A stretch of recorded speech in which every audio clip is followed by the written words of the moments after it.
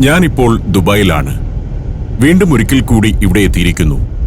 ഉച്ച കഴിഞ്ഞ നേരം ദുബായ് ഇന്റർനാഷണൽ എയർപോർട്ടിൽ നിന്ന് താമസിക്കാൻ ഏർപ്പാട് ചെയ്തിരിക്കുന്ന ഹോട്ടലിലേക്ക് പോവുകയാണ്. ഇവിടെ നടക്കുന്ന എമിറേറ്റ്സ് ലിറ്ററേച്ചർ ഫെസ്റ്റിവലിൽ ഒരു ഡെലിഗേറ്റായി പങ്കെടുക്കുകയാണ് ഇത്തവണത്തെ യാത്രയുടെ ഉദ്ദേശ്യം. ലോകത്തിന്റെ നാനാഭാഗങ്ങളിൽ നിന്നുള്ള സാഹിത്യകാരന്മാരും വായനക്കാരും പങ്കെടുക്കുന്ന പ്രൗഢഗംഭീരമായ പരിപാടിയാണ് എമിറേറ്റ്സ് ലിറ്ററേച്ചർ ഫെസ്റ്റിവൽ. അതിന്റെ സംഘാടകർ അയച്ചു തന്ന വാഹനത്തിലാണ് ഞാൻ ദുബായ് ഫെസ്റ്റിവൽ സിറ്റിയിലെ എന്റെ താമസയിടത്തേക്ക് പോകുന്നത്. നാളെ രാവിലെയാണ് എന്റെ സെഷൻ. ഇന്നുച്ചയ്ക്ക് തന്നെ ഇവിടെ എത്തിയെന്നേ ഉള്ളൂ. ദുബായ് എപ്പോഴും ഉത്സാഹം നൽകുന്ന ഒരു നഗരമാണ്. ഇന്നാട്ടിലൂടെ ഒന്ന് യാത്ര ചെയ്താൽ ആരിലും ഉന്മേഷവും ആവേശവും നിറയും. എനിക്ക് വളരെ ഇഷ്ടപ്പെട്ട ഒരു നഗരമാണ് ദുബായ്.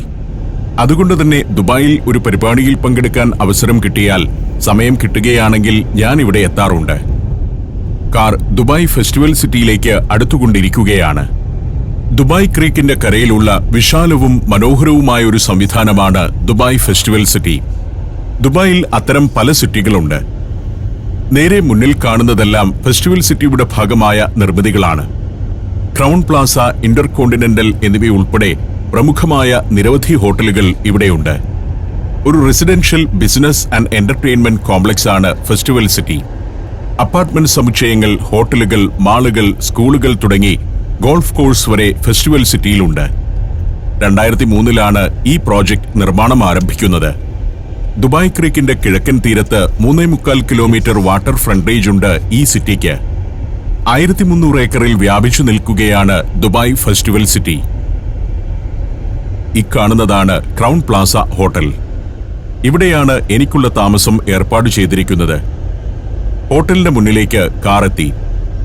ഏറ്റവും മികച്ച അടിസ്ഥാന സൗകര്യങ്ങൾ തന്നെയാണ് ഇവിടെ ഒരുക്കിയിരിക്കുന്നത്. ഹോട്ടലിന് മുന്നിൽ എന്നെ ഇറക്കി കാർ മടങ്ങി. നേരെ മുന്നിൽ ആ കാണുന്നത് ഇന്റർകോണ്ടിനെന്റൽ ഹോട്ടലാണ്. ഞാൻ ഹോട്ടലിനകത്തേക്ക് കയറി ചെന്നു. എനിക്കുള്ള മുറി റെഡിയാണ്. ലിറ്ററേച്ചർ ഫെസ്റ്റിവൽ സംഘാടകരാണ് എനിക്ക് വേണ്ടി ഹോട്ടൽ സൗകര്യമെല്ലാം ഒരുക്കിയിരിക്കുന്നത്. കയറി ചെന്നപ്പോൾ തന്നെ റൂം കീ തന്നു. അടുത്ത ദിവസങ്ങളിലേക്കുള്ള ഭക്ഷണത്തിനുള്ള കൂപ്പണുകൾ, ട്രാവലിനുള്ള കൂപ്പണുകൾ എന്നിവയെല്ലാമായി സംഘാടകരും കാത്തുനിന്നിരുന്നു. അതെല്ലാം വാങ്ങി ഞാൻ മുറിയിലേക്ക് നടന്നു. 1731 എന്റെ റൂം നമ്പർ. 17ാം നിലയിലെ 31 നമ്പർ മുറി. എല്ലാ ആഡംബരങ്ങളുമുള്ള ഹോട്ടൽ. UK ആസ്ഥാനമായി പ്രവർത്തിക്കുന്ന മൾട്ടിനാഷണൽ ഹോട്ടൽ ചെയിനാണല്ലോ ക്രൗൺ പ്ലാസ. 1731 നമ്പർ മുറി നോൺ സ്മോക്കിംഗ് റൂമാണ്. 5 സ്റ്റാർ ഹോട്ടൽ മുറിയിലെ സൗകര്യങ്ങളെക്കുറിച്ച് പ്രത്യേകം പറയേണ്ടതില്ല. അതിമനോഹരമായ തീമാണ്. ക്രൗൺ പ്ലാസയും ഇന്റർകോണ്ടിനെന്റലുമൊക്കെ ലോകത്തെ ഏറ്റവും പ്രീമിയം ഹോട്ടലുകളിൽപ്പെട്ടതാണ്. ബിസിനസിനും കോൺഫറൻസുകൾക്കുമെല്ലാം വരുന്ന ആളുകൾക്ക് താമസമൊരുക്കുന്ന ഇടം. അതിന്റെ ഗുണനിലവാരത്തെപ്പറ്റി പ്രത്യേക വിശദീകരണത്തിന്റെ ആവശ്യമില്ല. ഇരുന്നെഴുതാനും ജോലി ചെയ്യാനുമെല്ലാം സൗകര്യമുണ്ട്. സുന്ദരമായ ടോയ്ലറ്റ്. അതിന്റെ ചുവരുകൾ പോലും പെയിന്റിങ്ങുകൾ കൊണ്ട് അലങ്കൃതമാണ്. ടോയ്ലറ്റിനെ കുറിച്ചുള്ള സങ്കല്പം തന്നെ മാറിപ്പോകും. എല്ലാം കൃത്യതയോടെ ഒരുക്കി വെച്ചിരിക്കുന്നു. ഞാൻ ഒന്ന് ഫ്രഷായി. താഴേക്കിറങ്ങി ചെല്ലുമ്പോൾ ഒരു സുഹൃത്ത് ഇവിടെ എത്തിയിട്ടുണ്ട്. ഡോക്ടർ ഷാഫി. പ്രേക്ഷകർക്ക് ഇദ്ദേഹം സുപരിചിതനായിരിക്കും. എന്റെ എല്ലാ ദുബായ് സഞ്ചാരങ്ങളിലും ഒട്ടേറെ കാഴ്ചകളിലേക്ക് കൊണ്ടുപോയ ഏറ്റവും അടുത്ത സുഹൃത്താണ് ഡോക്ടർ ഷാഫി. എനിക്ക് തരാൻ കുറെ സമ്മാനങ്ങളൊക്കെയായിട്ടാണ് ഇദ്ദേഹം വന്നിരിക്കുന്നത്. സഫാരിയുടെ ലോഗോ പ്രിന്റ് ചെയ്ത ഒരു ജാക്കറ്റും അതിലുണ്ട്. ഈ ഡോക്ടർ എനിക്ക് സമ്മാനം തരേണ്ട കാര്യമൊന്നുമില്ല. ചില സൗഹൃദങ്ങൾ ഇങ്ങനെയാണല്ലോ. കാർ എത്തുന്നതും കാത്ത് ഞങ്ങൾ നിന്നു. വാലെ പാർക്കിംഗ് സംവിധാനമാണ്. ജീവനക്കാർ കാർ കൊണ്ടുവന്നു തരും. അതിഗംഭീരമായ ഒരു പ്രദേശമാണ് ഫെസ്റ്റിവൽ സിറ്റി. ലോക നിലവാരമുള്ള ഒരു പ്രദേശം. ദുബായിയുടെ ഏതാണ്ട് എല്ലാ ഭാഗവും ഇങ്ങനെ തന്നെയാണ്. ഡോക്ടർ ഷാഫിയുടെ ലാൻഡ് ക്രൂസർ കാർ വാലെ പാർക്കിംഗിലെ ജീവനക്കാരൻ കൊണ്ടുവന്നു തന്നു. ഞങ്ങൾ അതിലേക്കു കയറി. ഡോക്ടറുടെ പുതിയ കാറാണിത്. ആദ്യം എനിക്കല്പം ഭക്ഷണം കഴിക്കണം. വിമാനത്തിലെ ഭക്ഷണത്തേക്കാൾ എനിക്കിഷ്ടം നാടൻ ഭക്ഷണമാണ്. കേരളീയ ഭക്ഷണം വേണമെന്നില്ല. അറബ് ഫുഡോ പാകിസ്ഥാനി വിഭവങ്ങളോ ആകാം. ഡോക്ടർ ഷാഫിയുമൊത്ത് ഭക്ഷണം കഴിച്ചിട്ട് കുറച്ചു നാളായി. ഇതെല്ലാം ഫെസ്റ്റിവൽ സിറ്റിയുടെ ഭാഗങ്ങളാണ്. അതിവിപുലമായ ഒരു സംവിധാനം തന്നെയാണിത്. ദുബായ് ആസ്ഥാനമായി പ്രവർത്തിക്കുന്ന അൽ ഫുത്തൈം ഗ്രൂപ്പിന്റെ ഉടമസ്ഥതയിലാണ് ഫെസ്റ്റിവൽ സിറ്റി. 3.25 കിലോമീറ്ററിലധികം വാട്ടർ ഫ്രണ്ടേജ് ഉള്ളതിനാൽ ഇവിടുത്തെ സായന്തനങ്ങൾ അതിമനോഹരമാണ്. ദുബായ് ക്രീക്കിന്റെ ഇപ്പുറമിരുന്നാൽ മറുകരയിൽ നടക്കുന്ന കരിമരുന്ന് കലാപ്രകടനങ്ങൾ, ലൈറ്റ് ആൻഡ് സൗണ്ട് ഷോകൾ എന്നിവയെല്ലാം ആസ്വദിക്കാം. രാത്രിയാവുന്നതോടെ ആഘോഷങ്ങളുടെ ഒരു കേന്ദ്രമാകും ഫെസ്റ്റിവൽ സിറ്റി. ഇവിടെ കുറേയേറെ റെസ്റ്റോറന്റുകളുണ്ട്. അവയിൽ മിക്കതും വാട്ടർ ഫ്രണ്ടിലാണ്. ഷോപ്പിംഗ് മാളുകൾ, തിയേറ്ററുകൾ, കഫേകൾ, ബിയർ പാർലറുകൾ എന്നിവയെല്ലാം ഇവിടെയുണ്ട്. ദുബായ് ഫെസ്റ്റിവൽ സിറ്റി മാൾ അതിവിപുലമായൊരു ഷോപ്പിംഗ് ആൻഡ് എന്റർടൈൻമെന്റ് സെന്ററാണ്. 2007 പ്രവർത്തനമാരംഭിച്ച മാൾ 2017 അത്യാധുനിക സംവിധാനങ്ങളോടെ ഒന്ന് വിപുലീകരിച്ചിരുന്നു. ഡോക്ടർ ഷാഫി നിസ്വാർത്ഥനായ ഒരു സുഹൃത്താണ്. ഞാൻ ദുബായിൽ എത്തുന്നു എന്നറിയുമ്പോൾ തന്നെ അദ്ദേഹം വിളിക്കും. പിന്നെ തന്റെ തിരക്കുകളെല്ലാം മാറ്റിവെച്ച് കൂടെ വരികയായി. ഓരോ കാഴ്ചയിലേക്കും സ്വന്തം വാഹനത്തിൽ കൊണ്ടുപോകും. ഇത്രയും നിസ്വാർത്ഥമായ ഒരു സൗഹൃദം ഞാൻ അധികം പേരിൽ കണ്ടിട്ടില്ല. എങ്ങനെയാണ് ഒരാൾക്ക് ഇങ്ങനെ സഹായിക്കാനും കൂടെ നിൽക്കാനും കഴിയുക എന്ന് ഞാൻ അത്ഭുതപ്പെട്ടു പോകാറുണ്ട്. ഡോക്ടർ ഷാഫിയെപ്പോലെ ദുബായിലും മറ്റുമുള്ള ഒരുപാട് സുഹൃത്തുക്കൾ ഇതേ മനോഭാവമുള്ളവരാണ്. ഞങ്ങളിപ്പോൾ ദുബായിലെ ഇന്റർനാഷണൽ സിറ്റിയിലേക്കാണ് എത്തിയിരിക്കുന്നത്. ഇവിടെ നല്ല റെസ്റ്റോറന്റുകൾ ഉണ്ടെന്ന് പറയുന്നു ഡോക്ടർ ഷാഫി. ഏത് നാട്ടിലെയും തനതു ഭക്ഷണം കഴിക്കാം. ഇവിടം ഇന്റർനാഷണൽ സിറ്റിയുടെ സ്പെയിൻ ക്ലസ്റ്ററാണ്. ദുബായ് ഇന്റർനാഷണൽ സിറ്റിയിൽ പല ക്ലസ്റ്ററുകളുണ്ട്. ഓരോ ക്ലസ്റ്ററും ഓരോ രാജ്യത്തിന്റെ പേരിൽ അറിയപ്പെടുന്നു. ആ രാജ്യത്തെ വാസ്തുവിദ്യാരീതി ക്ലസ്റ്ററിൽ കൊണ്ടുവരാനും ശ്രമിച്ചിട്ടുണ്ട്. Italy, Morocco, England, China, Spain, Greece, France എന്നിങ്ങനെ പല പല ക്ലസ്റ്ററുകൾ. ഓരോ ക്ലസ്റ്ററും വലിയൊരു ഏരിയയാണ്. അവിടെ കുറേയേറെ സ്റ്റുഡിയോ അപ്പാർട്ട്മെന്റുകളും 1 ബെഡ്റൂം അപ്പാർട്ട്മെന്റുകളുമുണ്ട്. കെട്ടിടങ്ങളുടെ താഴത്തെ നിലയിൽ കൊമേഴ്ഷ്യൽ സ്ഥാപനങ്ങൾ പ്രവർത്തിക്കുന്നു. ഡോക്ടർ ഒരിടത്ത് കൊണ്ടുചെന്ന് വണ്ടി നിർത്തി. ഞങ്ങൾ അവിടെ ഇറങ്ങി. കാർ പാർക്ക് ചെയ്ത് ഡോക്ടർ ഷാഫി ഒരു റെസ്റ്റോറന്റിലേക്ക് എന്നെ കൊണ്ടുപോവുകയാണ്. Seasons restaurant. ഇതൊരു പാകിസ്ഥാനി റെസ്റ്റോറന്റാണ്. ഡോക്ടർ ഷാഫിക്ക് ഇവിടെ അടുത്ത് മുൻപ് ഓഫീസുണ്ടായിരുന്നപ്പോൾ പതിവായി വന്നിരുന്ന റെസ്റ്റോറന്റാണിത്. നല്ല പാകിസ്ഥാനി ഭക്ഷണം കിട്ടും. എനിക്കും പാകിസ്ഥാനി ഫുഡ് വളരെ ഇഷ്ടമാണ്. ഓർഡർ എടുക്കാൻ ജീവനക്കാരൻ വന്നു. എന്തെല്ലാം പാകിസ്ഥാനി വിഭവങ്ങളാണ് ഇവിടെ ഉള്ളതെന്ന് അയാൾ വിശദീകരിച്ചു. ദുബായിലൊക്കെ ചെല്ലുമ്പോൾ പാകിസ്ഥാനികൾ നമ്മുടെ അടുത്ത സുഹൃത്തുക്കൾ തന്നെയാണ്. എളിമയും സൗഹൃദവുമുള്ള നല്ല മനുഷ്യർ. ഞങ്ങൾ ഓർഡർ നൽകി കാത്തിരുന്നു. മട്ടൻ കടായിയും മട്ടൻ പായയും ബിരിയാണിയും റൊട്ടിയുമാണ് ഓർഡർ ചെയ്തത്. റൊട്ടിയും വെജിറ്റബിൾ സലാഡുമൊക്കെ ആദ്യം വന്നു. ബിരിയാണി വേണമെന്ന് എനിക്ക് തോന്നുന്നില്ല. ഈ റൊട്ടിയും മട്ടൻ കടായിയും തന്നെ ധാരാളം. ഇതാണ് കടായി മട്ടൻ. പാകിസ്ഥാനി രുചിയാണ് അതിന്. രസകരമാണത്. സ്പൈസസിന്റെ ആധിക്യത്താൽ കുത്തലുള്ള രുചിയല്ല. നമ്മൾ മലയാളികൾക്ക് വളരെ ഇഷ്ടമാകും. ഞങ്ങൾ കടായി കൂട്ടി റൊട്ടി കഴിച്ചുകൊണ്ടിരിക്കെ മട്ടൻ പായ എത്തി. ആടിന്റെ കാലിലെ എല്ലുകൊണ്ടുണ്ടാക്കുന്ന കറിയാണ് മട്ടൻ പായ. സൂപ്പിന്റെ ഒരു സ്വഭാവമാണിതിന്. അത് കഴിച്ച് ഞങ്ങൾ അവിടെ നിന്നും ഇറങ്ങി. ബിരിയാണി കഴിക്കേണ്ടി വന്നില്ല. അത് പാക്ക് ചെയ്തു വാങ്ങി. ദുബായ് ഇന്റർനാഷണൽ സിറ്റിയിലെ സ്പെയിൻ ക്ലസ്റ്ററിലൂടെ തന്നെയാണ് പോകുന്നത്. ദുബായ് ആസ്ഥാനമായി പ്രവർത്തിക്കുന്ന നഖീൽ പ്രോപ്പർട്ടീസിന്റെ ആശയമാണ് മൾട്ടി കൺട്രി തീമിലുള്ള ദുബായ് ഇന്റർനാഷണൽ സിറ്റി. വിവിധ രാജ്യങ്ങളുടെ ഓരോ ചെറുപതിപ്പ് ഒരു പ്രദേശത്ത് ഒരുക്കുകയായിരുന്നു ഉദ്ദേശം. ഇപ്പോൾ കടന്നുപോകുന്നത് ഫ്രാൻസ് ക്ലസ്റ്ററിലൂടെയാണ്. ഫ്രഞ്ച് ശൈലിയിലുള്ള കെട്ടിടങ്ങളാണ് ഇവിടെ കാണുന്നത്. ഈ ഫ്രാൻസ് ക്ലസ്റ്ററിലായിരുന്നു മുൻപ് ഡോക്ടർ ഷാഫിയുടെ ഓഫീസ്. ദുബായിലെ തന്നെ ഏറ്റവും ചെലവ് ചുരുങ്ങിയ റെസിഡൻഷ്യൽ ഏരിയകളുള്ളത് ഈ ഇന്റർനാഷണൽ സിറ്റിയിലാണ്. ചൈനയിൽ നിന്നും ഇന്ത്യയിൽ നിന്നുമൊക്കെ എത്തുന്ന ഉദ്യോഗസ്ഥർ കുടുംബസമേതമല്ലാതെ താമസിക്കുന്ന ഇടങ്ങളാണിത്. സിംഗിൾ ബെഡ്റൂം അപ്പാർട്ട്മെന്റുകളാണ് ഇവിടെ കൂടുതലും. ഷോപ്പിംഗ് ഏരിയകൾക്ക് പുറമെ പ്രൈവറ്റ് പാർക്കിംഗ് സ്ഥലങ്ങൾ, പാർക്കുകൾ, നീന്തൽ കുളങ്ങൾ, ജിമ്മുകൾ എന്നിവയെല്ലാം ഇവിടെയുണ്ട്. ഇത് ചൈന ക്ലസ്റ്ററാണ്. ചൈന ക്ലസ്റ്ററിലാണ് ഇന്റർനാഷണൽ സിറ്റിയിലെ ഏറ്റവും വലിയ ഷോപ്പിംഗ് മാൾ ഉള്ളത്. ബീജിംഗിലെ ഫോർബിഡൻ സിറ്റിയുടെ തീമിൽ പണിതിരിക്കുന്ന ആ മാൾ ചൈന ക്ലസ്റ്ററിന്റെ വടക്കുവശത്താണ്. 30,000 മുതൽ 45,000 വരെയാണ് ഇവിടെ ഒരു സിംഗിൾ ബെഡ്റൂം അപ്പാർട്ട്മെന്റിന്റെ വാർഷിക വാടക. ഏറ്റവും കുറഞ്ഞ വാടകയുള്ളത് ഇവിടുത്തെ റഷ്യൻ ക്ലസ്റ്ററിലാണ്. നേരെ മുന്നിൽ കാണുന്നത് മൊറോക്കോ ക്ലസ്റ്ററാണ്. മൊറോക്കോ ശൈലിയിലുള്ള കെട്ടിടങ്ങളാണ് അവിടെയുള്ളത്. ആകാശക്കാഴ്ചയിൽ ഈ ഇന്റർനാഷണൽ സിറ്റിക്ക് ഒരു പ്രത്യേകത കൂടിയുണ്ട്. ഒരു അറേബ്യൻ കാർപ്പറ്റിന്റെ ഡിസൈനിലാണ് ഇത് ഒരുക്കിയിരിക്കുന്നത്. ദുബായിലെ റിയൽ എസ്റ്റേറ്റ് ബൂമിന്റെ സമയത്താണ് ഇന്റർനാഷണൽ സിറ്റി നിർമ്മിതമാവുന്നത്. 2004 മുതൽ മികച്ച വരുമാനക്കാർ പ്രീമിയം താമസയിടം എന്ന നിലയിൽ അപ്പാർട്ട്മെന്റുകൾ വാടകയ്ക്കെടുത്തു തുടങ്ങി. ലോകത്തിന്റെ നാനാഭാഗങ്ങളിൽ നിന്നും തൊഴിലിനായി എത്തുന്നവർക്ക് ലോക നിലവാരത്തിലുള്ള താമസ സൗകര്യം നൽകുന്നതിനായി ദുബായ് ആസൂത്രിതമായി നിർമ്മിച്ചതാണ് ഈ ഇന്റർനാഷണൽ സിറ്റി. ഏറ്റവും മാതൃകാപരമായ റെസിഡൻഷ്യൽ യൂണിറ്റുകളാണ് ഇതെല്ലാം. ഗംഭീരമായ അടിസ്ഥാന സൗകര്യങ്ങൾ, ലാൻഡ്സ്കേപ്പ്.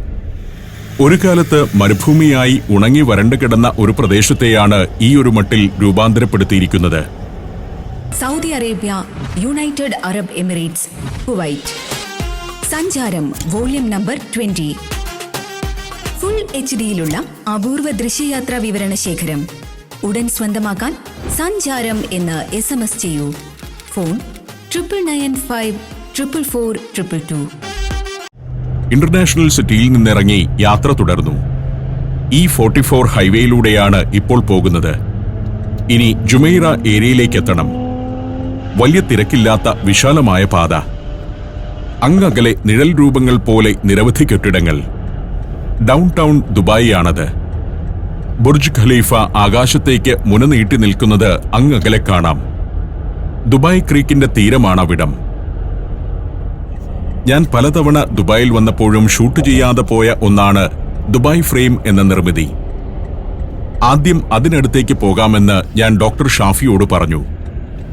പഴയ ദുബായിക്കും മോഡേൺ ദുബായിക്കും ഇടയിലുള്ള ഒരു പ്രധാന നിർമ്മിതിയാണ് ദുബായ് ഫ്രെയിം. അതൊന്ന് കാണണം. പറ്റുമെങ്കിൽ അതിനകത്തൊന്ന് കയറുകയും വേണം. ഇപ്പോൾ നേരെ മുന്നിൽ അക്കാണുന്നതാണ് ദുബായ് ഫ്രെയിം. വലിയൊരു കെട്ടിടമാണത്. സാധാരണഗതിയിൽ 40 നിലയുള്ള കെട്ടിടത്തേക്കാൾ ഉയരമുള്ള നിർമ്മിതി. ഒരു ഫോട്ടോ ഫ്രെയിം പോലെ നിലകൊള്ളുകയാണത്. ഓൾഡ് ദുബായ് ഭാഗത്തു നിന്നും അതിനകത്തുകൂടി നോക്കിയാൽ പുതിയ ദുബായിയെ ഒരു ചിത്രം പോലെ കാണാം. പുതിയ ദുബായ് ഭാഗത്തു നിന്നാണ് നോക്കുന്നതെങ്കിൽ പഴയ ദുബായിയെ ആവും ഫ്രെയിമിൽ കാണുന്നത്. ദുബായ് ഫ്രെയിമിന് സമീപം ഇറങ്ങാൻ പറ്റുന്ന ഒരിടത്ത് വണ്ടി അടുപ്പിച്ചു. ലോകത്തെ ഏറ്റവും വലിയ ഫ്രെയിം എന്ന റെക്കോർഡുള്ള നിർമ്മിതിയാണിത്. ദുബായ് മുനിസിപ്പാലിറ്റി മുൻകൈയെടുത്ത് 2013 ഫ്രെയിമിന്റെ നിർമ്മാണം തുടങ്ങിയത്. 2018 ജനുവരിയിൽ പണി പൂർത്തിയാവുകയും ചെയ്തു. ഞങ്ങൾ ദുബായ് ഫ്രെയിമിന് സമീപത്തെ പാർക്കിംഗിലേക്ക് എത്തി. ഇപ്പോൾ ഫ്രെയിമിനെ വളരെ അടുത്തു കാണാം. ഒരു മ്യൂസിയവും ഒബ്സർവേറ്ററിയുമെല്ലാമുണ്ട് ദുബായ് ഫ്രെയിമിന്റെ ഉള്ളിൽ. അതെല്ലാം കാണണമെന്ന് തീരുമാനിച്ചിരുന്നതാണ്. പക്ഷെ ഒരു പ്രശ്നമുണ്ട്. അവിടെ നീണ്ട ക്യൂ ആണ്. വലിയ തിരക്ക്. ഫ്രെയിമിനകത്ത് കയറാൻ ഏറെ നേരം കാത്തു നിൽക്കേണ്ടി വരും. അതിനകത്ത് കയറാൻ നിന്നാൽ ഇന്ന് മറ്റൊരു പരിപാടിയും നടക്കില്ലെന്ന് മനസ്സിലായി. ചുവട്ടിൽ ക്യൂ നിൽക്കുന്ന ആളുകളുടെ രൂപവുമായി താരതമ്യം ചെയ്താൽ ഫ്രെയിമിന്റെ യഥാർത്ഥ വലിപ്പം മനസ്സിലാവും. 180.24 മീറ്ററാണ് ദുബായ് ഫ്രെയിമിന്റെ ഉയരം. 95 മീറ്റർ വീതിയുമുണ്ട്. താഴെ ഭാഗത്താണ് മ്യൂസിയം. ദുബായ് സിറ്റിയുടെ ചരിത്രം വിവരിക്കുന്ന മ്യൂസിയമാണത്. ദുബായിയുടെ പുതിയ മുഖത്തെ പ്രതീകവൽക്കരിക്കുന്ന ഒരു നിർമ്മിതിക്കായി നടന്ന അന്വേഷണമാണ് ഈ ഫ്രെയിമിന്റെ നിർമ്മാണത്തിലെത്തിയത്. മെക്സിക്കൻ ആർക്കിടെക്റ്റായ ഫെർണാണ്ടോ ഡോണിസ് ആണ് ദുബായ് ഫ്രെയിമിന്റെ ഡിസൈനർ. 926 എൻട്രികളിൽ നിന്നായിരുന്നു ഡിസൈനിന്റെ തിരഞ്ഞെടുപ്പ്. സബീൽ പാർക്ക് എന്ന ഉദ്യാനത്തിന്റെ ഒരു ഭാഗത്താണ് ദുബായ് ഫ്രെയിം. അതിന്റെ പരിസരമാകെ അതിമനോഹരമായി ലാൻഡ്സ്കേപ്പ് ചെയ്തിരിക്കുന്നു. പൂച്ചെടികളും പുൽമേടും പൂമരങ്ങളുമായി ആരിലും ഉന്മേഷമുണർത്തുന്ന ഒരു പ്രദേശം. ഫുട്പാത്തും പൂക്കളുമായുള്ള നിറച്ചാർത്ത് തന്നെ ഏറെ ശ്രദ്ധേയമാകുന്നു. കലാബോധത്തോടെയാണ് ഇത് ഓരോന്നും ഡിസൈൻ ചെയ്ത് ഒരുക്കുന്നത്. ടൗൺ പ്ലാനിങ്ങിലും മറ്റും ഇത്ര കലാബോധമുണ്ടാകുന്നത് എങ്ങനെയാണെന്ന് ചിന്തിച്ചു പോകുന്നു. നമ്മുടെ നാട്ടിലൊന്നും ഇങ്ങനെ ഒരു സൗന്ദര്യബോധമില്ലാത്തത് എന്തുകൊണ്ടാണെന്നും. കേരളത്തിൽ ഒരു പ്രദേശം ഇങ്ങനെ പുൽത്തകിടി ഒരുക്കിയും ടൈൽ വിരിച്ചും മനോഹരമാക്കിയിട്ടു എന്നിരിക്കട്ടെ, അടുത്ത ഏതാനും ദിവസങ്ങൾക്കകം അതെല്ലാം മാന്തിയും വെട്ടിപ്പൊളിച്ചും വൃത്തിഹീനമാക്കും. അല്ലെങ്കിൽ കുറേ പെട്ടിക്കടകൾ സ്ഥാപിക്കും. കാണുന്നിടത്തെല്ലാം പോസ്റ്റർ ഒട്ടിക്കും. നമ്മൾ ഇന്ത്യക്കാർക്ക് കലാബോധവും സൗന്ദര്യബോധവും അശേഷമില്ലെന്ന് നമ്മൾ തന്നെ തിരിച്ചറിയുക ഇത്തരം നാടുകളിലൂടെ സഞ്ചരിക്കുമ്പോഴാണ്. നിയമമനുസരിക്കുന്നതിന്റെ പ്രശ്നം കൂടിയുണ്ട്. എത്രയോ ഇന്ത്യക്കാർ വസിക്കുന്ന നാടാണല്ലോ ദുബായ്. ഇവിടെ ഒരാളും ഇതൊന്നും വൃത്തികേടാക്കാൻ ധൈര്യപ്പെടില്ല. ഇന്ത്യയിലാണെങ്കിൽ സ്ഥിതി മറിച്ചാവുന്നത് എന്തുകൊണ്ടാണ്? ഒരു പരസ്യ ബോർഡ് പോലും എത്ര കലാപരമായാണ് വെച്ചിരിക്കുന്നതെന്ന് കാണുക. ദുബായ് ഒരു ഇന്റർനാഷണൽ സിറ്റിയാവുന്നത് ഇതെല്ലാം കൊണ്ടുകൂടിയാണ്. ആ കാഴ്ചകളിലൂടെ യാത്ര തുടർന്നു. പലയിടത്തും ആധുനികമായ കെട്ടിടങ്ങളുടെ നിർമ്മാണം പൂർത്തിയായി വരുന്നു. നഗരസൗന്ദര്യത്തിന് മാറ്റുകൂട്ടും വിധമുള്ള പരസ്യ ബോർഡുകൾ, ഭാവിയെ മുന്നിൽ കണ്ടുള്ള നഗരാസൂത്രണം. ദുബായിയെ ശരിക്കുമൊന്ന് കണ്ട് ഈ വിധത്തിൽ വിലയിരുത്തുന്ന ഒരാളുടെ ജീവിത വീക്ഷണം തന്നെ മാറിപ്പോകും. സൂര്യൻ ചക്രവാളത്തിൽ താണുകഴിഞ്ഞു. ദുബായിയുടെ ഏറ്റവും ആഢ്യത്തമാർന്ന പ്രദേശങ്ങളിലൂടെയെല്ലാമാണ് ഈ കടന്നുപോകുന്നത്. ഇപ്പോൾ എത്തിയിരിക്കുന്നത് ലാ മെർ എന്ന ബീച്ച് ഏരിയയിലേക്കാണ്. വളരെ സജീവമായ ഒരു പ്രദേശം. റെസ്റ്റോറന്റുകളും കഫേകളും ബൊട്ടീക്കുകളും ചിൽഡ്രൻസ് പാർക്കുമെല്ലാമുള്ള ഒരു ബീച്ച്. തണുപ്പ് വീണു കഴിഞ്ഞു. അതുകൊണ്ട് തന്നെ സായന്തനത്തിൽ ഇതിലൂടെ നടക്കാൻ സുഖമാണ്. ബീച്ച് ആക്ടിവിറ്റികൾ ഉണ്ടെന്നതിനു പുറമെ ഒരു ഷോപ്പിംഗ് ആൻഡ് റിക്രിയേഷൻ ഏരിയയാണ് ലാ മെർ ബീച്ച്. ഒരു വാട്ടർ പാർക്കും തിയേറ്ററുകളുമെല്ലാം ഉണ്ടിവിടെ. 2.5 കിലോമീറ്റർ നീളമുള്ള ബീച്ച് ഏരിയയാണ്. ഇവിടെ വെർജിൻ ഉൾപ്പെടെ ലോകത്തെ ഏറ്റവും പ്രമുഖമായ ബ്രാൻഡുകളുടെയൊക്കെ ഷോറൂമുകളുണ്ട്. ഒരു ഓപ്പൺ മാളെന്ന് വിശേഷിപ്പിക്കാം. ഉല്ലാസത്തിന്റെയും ഷോപ്പിംഗിന്റെയും ഒരു വിശാല ഇടം.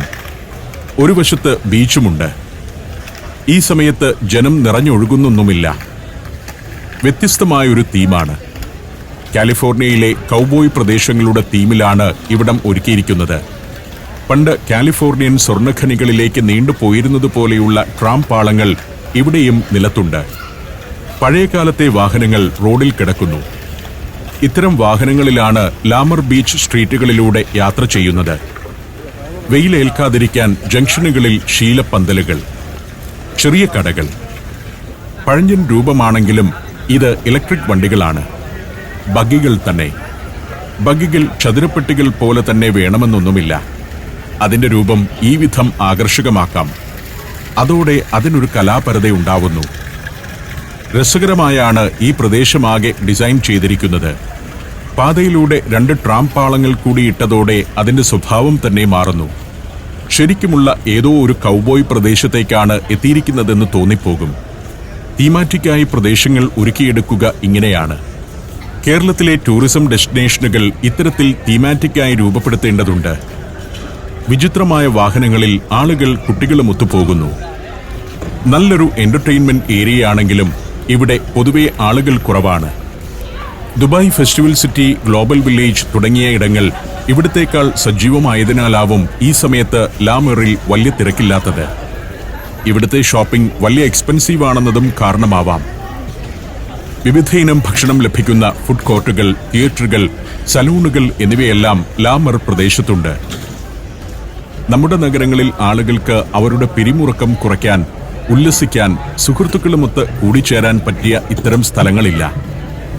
അതുകൊണ്ടാണ് നമ്മുടെ ചെറുപ്പക്കാർ ഇത്തരം ആകർഷണങ്ങൾ ഉള്ളിടത്തേക്ക് നാട് വിട്ടുപോകുന്നത്. ഇനിയും പഴഞ്ചൻ ചിന്തകളുമായിരുന്നാൽ ശേഷിക്കുന്നവർ കൂടി നാട് വിടുകയേയുള്ളൂ. പുതിയ തലമുറയുടെ ആവശ്യങ്ങൾക്കനുസരിച്ച് നാട് മാറണം.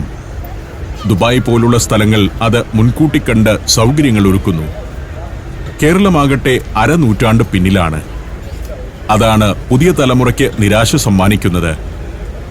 അവിടെയാണ് മാറ്റം വരേണ്ടത്. ദുബായ് ആസ്ഥാനമായുള്ള മെറാസ് ഗ്രൂപ്പാണ് മരുഭൂമിയിലെ വ്യത്യസ്ത ആശയമായ ലാ മെർ ബീച്ചിന്റെ ഡെവലപ്പർമാർ. ബീച്ച് സൈഡിലെ 23 ഹെക്ടർ പ്രദേശം ലാ മെർ ബീച്ച് എന്ന പേരിൽ വികസിപ്പിക്കുമ്പോൾ അത് അറേബ്യൻ നാടുകളിൽ അധികം കാണാത്ത ഒരു തീമിലായിരിക്കണമെന്ന് മെറാസ് ഗ്രൂപ്പ് തീരുമാനിക്കുകയായിരുന്നു. ന്യൂയോർക്കിലെ പാർസൺസ് സ്കൂൾ ഓഫ് ഡിസൈനിൽ നിന്ന് ലൈറ്റിംഗ് ഡിസൈനിൽ മാസ്റ്റർ ബിരുദമുള്ള ലോകപ്രശസ്ത ലൈറ്റിംഗ് വിദഗ്ധ എലേനി സുവിദു ആണ് ലാമർ ബീച്ചിലെ പ്രകാശ സംവിധാനം നിർവഹിച്ചത്. പ്രകാശക്രമീകരണം കൊണ്ടും പഴയകാലത്തെ ഓർമ്മിപ്പിക്കുന്ന നിർമ്മിതികൾ കൊണ്ടുമാവണം ലാമർ ബീച്ച് ആളുകളെ ആകർഷിക്കേണ്ടതെന്നായിരുന്നു ഇത് രൂപകൽപ്പന ചെയ്യുമ്പോൾ മെറാസ് ഗ്രൂപ്പിന്റെ തീരുമാനം. ലാമറിന്റെ കാഴ്ചകളിലൂടെ ഞാൻ അങ്ങനെ നടന്നു. രസകരമാണ് ഇവിടുത്തെ ആംബിയൻസ്. സുഖകരമായ നല്ല തണുപ്പുമുണ്ട്. ഇക്കാണുന്നത് പിക്ചർ ഹൗസ് എന്നൊരു തിയേറ്ററാണ്. കെട്ടിടങ്ങളുടെ തീമും പ്രകാശവിന്യാസവുമെല്ലാം ഏറെ ആകർഷകം. ആ കാഴ്ചകളുടെയും അന്തരീക്ഷത്തിന്റെയും സുഖത്തിൽ ഞാൻ അങ്ങനെ നിന്നു.